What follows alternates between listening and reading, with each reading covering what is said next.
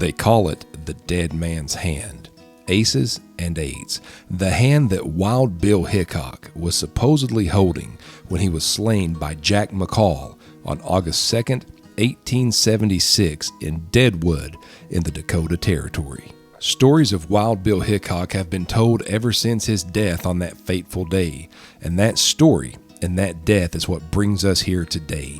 We are here today in Evergreen Cemetery in Miamiville, Ohio, visiting the grave of a man you probably won't read about in the history books, but he played an important part in this whole scenario. Aces and eights, dead man's hand. Somebody had to be the one to deal the hand to Wild Bill Hickok. We are here to visit the grave of the man who dealt it to Wild Bill, Charlie Henry Rich. Born July 28, 1859 in Ohio, not much is known of Charlie. He has become somewhat of a folk figure because of this.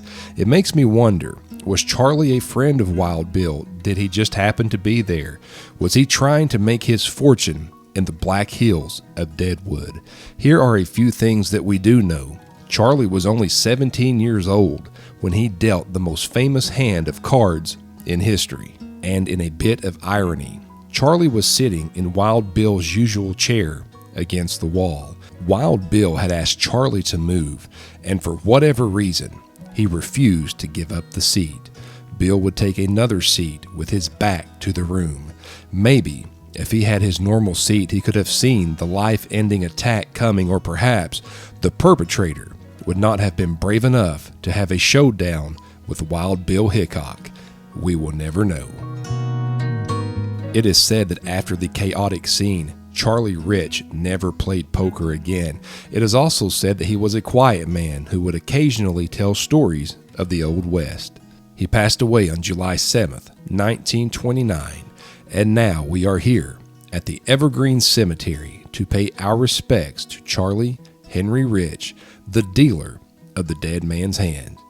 These are the types of stories that I love telling. Again, this is a name that we may not hear about in the history books, but this man played a major part in a story that is still told today, the dealer of the aces and eights.